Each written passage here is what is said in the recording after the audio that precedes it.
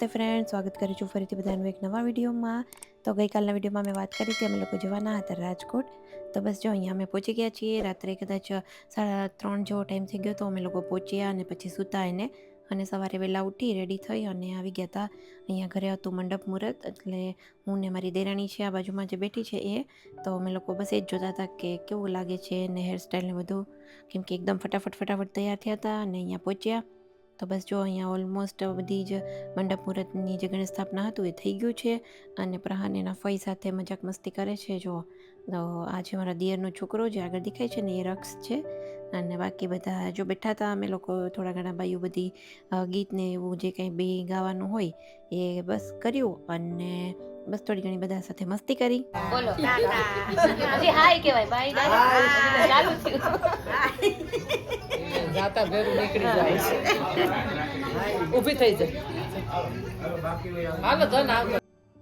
Marriage પ્રસંગ હોય ને ત્યારે જ બધા લોકો મળતા હોય, એટલે આજ એકદમ અમે એવો મોકો હોય કે એક સાથે બધા જ લોકોને આપણે મળી શકીએ. કેમ કે અમારું લોકોનું આમ પ્રોફેશન એવું ને કે આપણે આમ બહાર ઓછા જઈ શકીએ, ખાલી કામ સિવાય કે આ લોકોની ઘરે બેસવા જવું, કોઈને મળવા જવું, તો એ બધી વસ્તુઓ હવે પોસિબલ નથી થતી અને કદાચ હવે એવી રીતે કોઈ જતા પણ નથી. પહેલાં એવું હતું કે ગામમાં રહેતા હોય તો એમ જ કોઈની ઘરે બેસવા જતા અને એવું. હવે અમે બધું નીકળી ગયું છે. હવે પ્રસંગ સિવાય લગભગ કોઈની ઘરે જતું નથી હોતું અને પ્રસંગોમાં જ બધા એકબીજાને મળી લેતા હોઈએ છીએ. એટલે બસ અહીંયા જો અમે લોકો બધી જ ઘણી બધી લેડીઝ ને છોકરીઓને હતી એની સાથે થોડી ઘણી વાતો કરી, મસ્તી કરી અને આ ઢોલ વધાવાના હતા. માંડવો થઈ ગયો તો ઓલમોસ્ટ અમે પહોંચ્યા ત્યાં સુધીમાં ઘણી વિધિ ખતમ થઈ ગઈ હતી. પછી ઢોલ વધાવાનો હતો એ બધું કર્યું અને એ પછી મેરેજ ને બધી વસ્તુઓ જે છે ને પીઠી મામેરા ને ગોતીડો ને બધું જ રાખેલું છે વાડીમાં. એટલે અમે હવે થોડી વાર પછી નીકળી જશું વાડીએ, ત્યાં જમવાનું છે, પછી બાકી બધી જ વસ્તુઓ ત્યાં છે.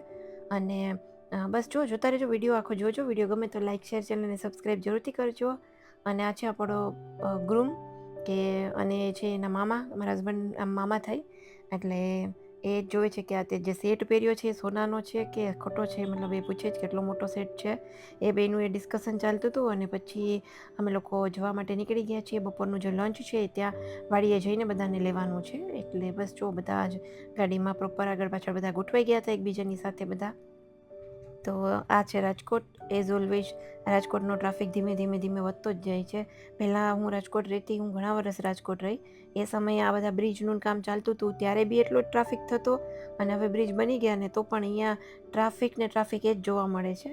અને બસ જો હું પ્રહારને બતાવું છું કે આ જ રોડ ઉપર અહીંયા હું જોબ કરતી, અહીંયા હું રહેતી અને આ જે છે બાલાજી હનુમાનનું મંદિર અને અત્યારે અહીંયા જે પારણું હોસ્પિટલ બની ગઈ છે. પહેલાં અહીંયા પાયલ મેટર્નિટી હતી, પ્રહારનો બર્થ ત્યાં જ થયો છે અને હું ત્યાં જ જોબ કરતી હતી. હું બધું એને બતાવતી હતી અને બસ અમે લોકો સાપર પહોંચી ગયા. પણ છોકરાઓને પણ ભૂખ લાગી છે અને મને પણ થોડી ઘણી ભૂખ લાગી ગઈ હતી, એટલે અમે લોકોએ અહીંયા થોડો ઘણો બધાની સાથે નાસ્તો કર્યો અને પછી ત્યાં પહોંચી બપોરે જમ્યા અને ઓલમોસ્ટ બપોરનો ટાઈમ હતો ત્યારે બધાએ પીઠી કરી અને પીઠીની બધી વિધિઓ થઈ ગઈ અને ધીમે બધા ગેસ્ટ આવવા માંડ્યા છે. એટલે બધાને મળી અને ખૂબ મજા આવે જ્યારે બધા લોકો સાથે હોય ત્યારે. અને આમ બધા સાથે વાતો કરવાની, એમ કોઈ ટેન્શન તો હોય નહીં, રસોઈનું ટેન્શન ન હોય, ન હોસ્પિટલનું, ન કોઈ ફોન્સ અટેન્ડ કરવાના. અને એક નાની એવી સરસ ઢીંગલી છોકરી હતી કે પ્રાણને એટલી ગમી ગઈ ને એને એટલો એને રમાડતો હતો કે મમ્મા કેટલી ક્યુટ છે. અને એને આમાં એવું થતું હોય કે હું નાનો હતો ત્યારે હું પણ આવું કરતો, હું પણ તને આવી રીતના હેરાન કરતો, આવી રીતે બોલતો. એટલે એને બહુ જ મજા આવતી હતી. એને અને મારા દેરના છોકરાને બંનેને એની યારે રમવાની ખૂબ મજા પડી ગઈ હતી. પછી જો સાંજના ટાઈમ પર ચા પીધી અને બધા લોકો બેઠા હતા અને બસ એમ જ કે બધા જ ફ્રી હોય અને કોઈ જ ટેન્શન ન હોય, કોઈને કામનું ટેન્શન ન હોય, કોઈને ઘરનું ટેન્શન ન હોય. એટલે બસ બધાની સાથે ઓનલી ને બેઠા ગપશપ કરી અને અમુક લોકો જે છોકરીઓને બધા હતા એને રીલ્સ બનાવી. મને પણ કહેતા હતા કે ચલો ને તમે લોકો રીલ્સ બનાવવા, પણ મને તો છે ને જરાય મૂડ જ નહોતો આવતો, કેમ કે મને આમ સાડી પહેરી હોય ને તો એટલું મને ડિસ્કમ્ફર્ટ લાગે ને કે મને પછી કોઈ કામ કરવાનું, કોઈ આમ આપણે એન્જોય ન કરી શકીએ. ફ્રીલી કપડાં હોય ને મને તો જ હું આમ થોડુંક છે ને મન ફ્રેશ થઈને આમ ફ્રીલી એન્જોય કરી શકું. હેલો ફ્રેન્ડ્સ, તો જો અમે લોકો છે ને હું રેડી થઈ ગઈ છું ફોર ધ દાંડિયા અને હમણાં જો અમે લોકો રેડી અહીંયા થઈ ગયા. અચ્છા, મારો રૂમ મસ્ત. તો ચાલો જઈએ ફટાફટ દાંડિયામાં. અને રાતે જમી અને દાંડિયા માટે રેડી થઈ અને પાછા અમે આવી ગયા છીએ. અને બસ જો છોકરાઓ કેટલી મસ્તી કરે છે. પ્રહાનને અને મારા દેરના છોકરાએ તો એટલી મસ્તી કરી છે. એ બે ભેગા થઈ અને એટલા બીજા છોકરાઓને હેરાન કર્યા છે કે વાત ના પૂછો. બહુ જ બધાને મારવું, તોફાન, મસ્તી ને એ જ બધું ચાલતું હતું. અને સાંજે બસ જો દાંડિયા રાસ ચાલુ થઈ ગયા. મારા હસબન્ડને આવડતા નથી પણ થોડા ઘણા ફોર્માલિટી માટે એમને દાંડિયા રમ્યા છે. વાર પડી ગઈ છે સવારે. બસ જો જાન નીકળવાની તૈયારી છે. આમ તો ગામમાં હતું એટલે અહીંયાથી સીધું ફુલેકું કાઢી અને બીજી જગ્યાએ જવાનું હતું. બધાએ સાફા પહેર્યા હતા તો મને થોડુંક પહેરાવી દીધો. મેં કીધું ચલો આપણે પણ થોડુંક શૂટ કરી લઈએ.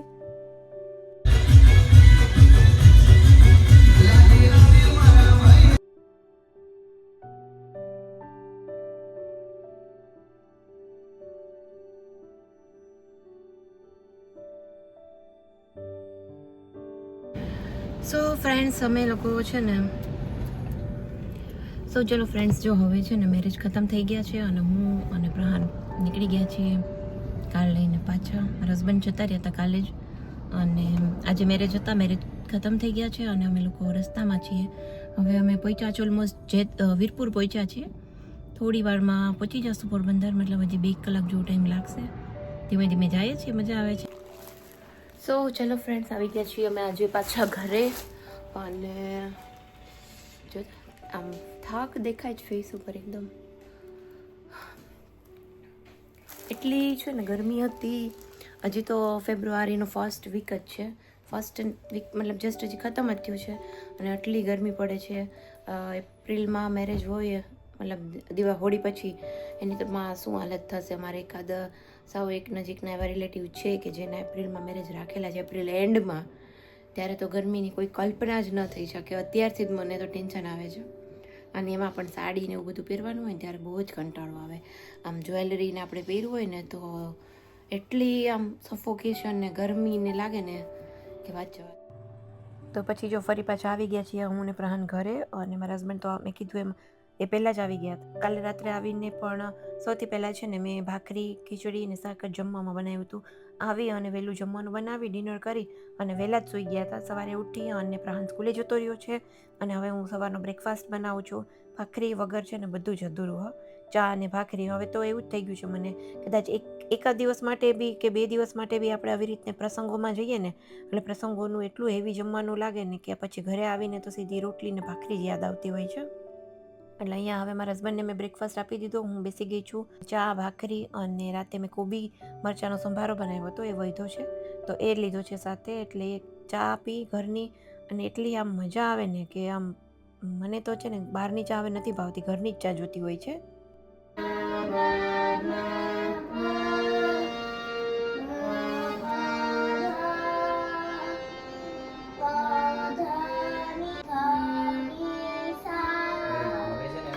આપણે રિવર્સમાં લેવાનું છે બરોબર.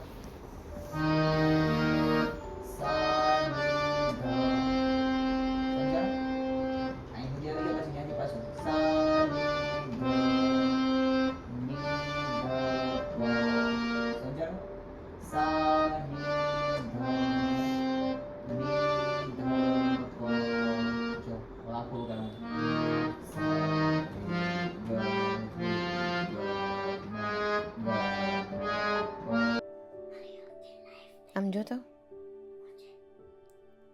જો આપણે આ માઇક ટેસ્ટિંગ કરવું છે. મેં આ લગાડ્યું જ ને માઇક એ જોવું છે કે ચાલુ થઈ ગયું કે નહીં. ઓકે મસ્ત છો. જો ફ્રેન્ડ પ્રહાન છે ને એક બહુ જ સરસ મજાનું ડ્રોઈંગ કરે છે અને હું અહીંયા મારું થોડું કામ કરતી હતી છે ને આજે માઇક લીધું છે. માઇક આવી ગયું છે મારું, જો મેં લગાવ્યું છે. આઈ હોપ કે હવે છે ને માઇક હોય તો શું છે આઉટડોર પણ અવાજ ન થાય.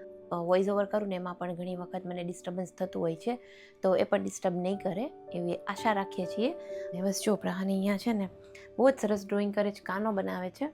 જો એ યુટ્યુબમાંથી જોઈને કરતો હોય છે બટ જોઈને પણ એ એકદમ ફાઇન બનાવે છે. એટલે હું બતાવીશ. ગયા વિડીયોમાં છે ને હું રહી ગયું હતું બતાવવાનું. ગયા વિડીયોમાં એને બહુ જ મસ્ત બનાવ્યું હતું. હજી છે ને જો કપડાં બધા આમનામ પડ્યા છે. આ બધા સંકેલીને મૂકવાના છે. જો આ વાળી સાડી છે કે જે મને આપી છે મારા નણંદે. જો કે જે અમે હમણાં મેરેજમાં ગયા હતા ને એટલે તો કોટનની સાડી છે. જો આ કોટનની સાડી છે અને બહુ જ સરસ છે. એનું બોર્ડર ને બધું મસ્ત છે જો એકદમ નીચે આવી રીતનું છે. આ એનું બ્લાઉઝ છે લાઇનિંગ વાળું અને